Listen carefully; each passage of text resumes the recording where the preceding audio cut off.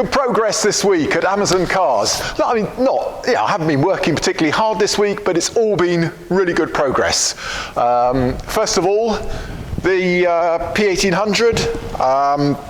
Well, last week we got his engine going, and then we were just trying to establish, this being an early car, the prop shaft is secured to the gearbox and the differential flange with wee U-clamps directly around the UJ. So it doesn't go onto a flange, which then bolts up.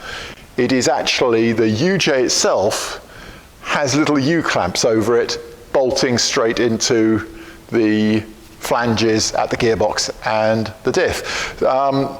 So although we had the rebuilt prop shaft, we couldn't find the U-clamps, but we think, although he hasn't confirmed it yet, that the owner has found them at home in Scotland.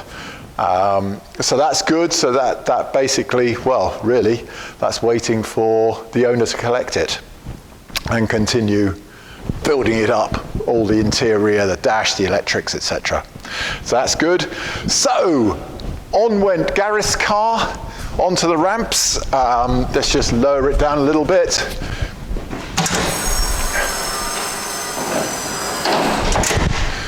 So to recap, this was the car we were out on the rally of the test with, Gareth and I, and on my trip home, 8 hours driving at about 4,000 RPM from Scotland, and I certainly consumed at least 1.5 litres of oil. So out came the engine, and that was this week, and I found very little, to be honest. The piston rings were all healthy. The bearings were all healthy, so there was no reason to be sort of chewing oil through there. So that kind of leaves the cylinder head. And two observations about the cylinder head. And this isn't an engine I built. This is not one of my engines. It's got my components in it that I sold for it, but it was built in Wales. And the cylinder head has got 37mm exhaust valves instead of the correct 35mm that Volvo designed it with. Now, I have two concerns about that. One is Volvo generally got their breathing right, and if they didn't think a big valve head needed 37s, that it could quite happily do with 35s, I suspect they're absolutely spot on. The second aspect is that in this overhead valve engine, on the 2 litre, if you go oversize on the valves, all you do is get closer and closer to the chamber wall. So if you're there, then you've got plenty of gap here on the chamber wall. If you then go to a valve head that is that much bigger, then you're close to the chamber wall and you're strangling yourself all around that chamber wall. So I suspect a 37mm has poorer gas flowing than a 35mm, although it might have just about the same overall flow. It's just how it's coming in and how it's swirling. In addition, although I didn't take the springs out, I let our engineers, our machinists at Scholar do this, I had a suspicion there might have been no valve stem oil seals on the exhausts. We'll find out about that. Don't quote me on it. We have yet to hear from Scholar as to what they discovered there.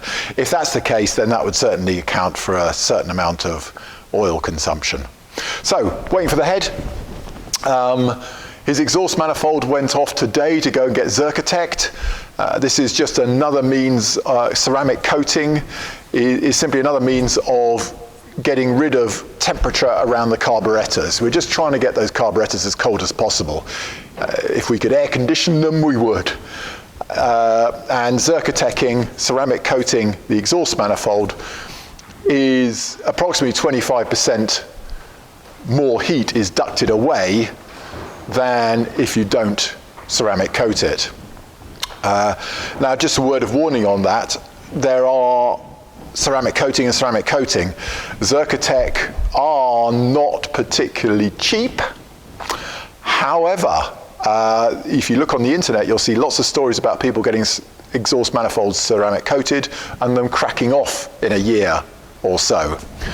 And we've only seen that once from Zerkatec, and that was because when they did my 142, their layer thickness went a bit out of spec. It was too thick, and it cracked. So they know why it happened, and they corrected it. So there you go. Be careful about ceramic coating. Choose your company wisely, and don't go for the cheapest. That then brings us on to the last one, the ongoing saga. Gosh, the 164. So we've been plugging away at trying to work out why the gauges were reading badly. They were reading under. And we discovered that the voltage regulator, which delivers 10 volts to the regulated voltage to the temperature and the fuel gauge, was faulty. And at last today, after a lot of hard head scratching, because we still couldn't get the gauge to read at all, and then with a new 679852 sender, it then read too high. We then went back and found an old used sender, which is VDO 804/1/1, put that in, bingo, bang on line. So, having said, oh, you never see two problems. Yeah, it's just so unlikely to find two failures in one system. Well, of course, that doesn't account for the fact that somebody else has tried to get in there and correct it. So what clearly had happened was that the regulator had gone, the owner had taken it to, previous owner, had taken it to someone, they couldn't work out what was going on, so because it was overreading with a new sender in there, they then got the temperature gauge out, bent the needle back, so it then read sensibly. So then we come to it, we sort out the regulator, and all of a sudden we're reading full scale with the correct, we're not reading at all with the correct sender in there. And it takes quite a bit of time before you actually take out the temperature gauge, and there you can see where the needle has been bent over to the left. So, been difficult, but we've got there. This now has a correct reading temperature gauge, and at the same time, the rheostat that governs the lighting, the dash lighting at night, that, as usual, so common now, sadly, that had failed, so we popped that out and just bridged it so it's got full dash lighting all the time rather than variable. And it gave us the opportunity to do a video of how you pop out the strip speedo cluster, which is the work of minutes. So if you ever have to do something like changing bulbs, then that is the way to do it. You just pop out the whole cluster so you can do it up the top here. It's far easier than doing it blindly up the back, trying to mess around with those bulbs, which from my own experience is a hiding to nothing. It really is a waste of time trying to do it that way. So, 3 cars through sort of this week, just waiting for the cylinder head back on Gareth's. Looks like we'll be out competing in his car at the end of January. He tells me that he'd rather use the Amazon than the Porsche. And what else is happening? My 142, the old stage car that is now doing historic rallying in the hands of Amy and Neil. Dan Willen, who set, you may recall, fastest test times of all the cars on the RAC Rally of the Tests. Quickest car on the event, handed back yesterday, I believe. So they're just doing their last little fettling before heading down to the deep southwest, down to Land's End on Wednesday, before tackling the Land's End to John O'Groats Rally, arriving in John O'Groats on Tuesday afternoon.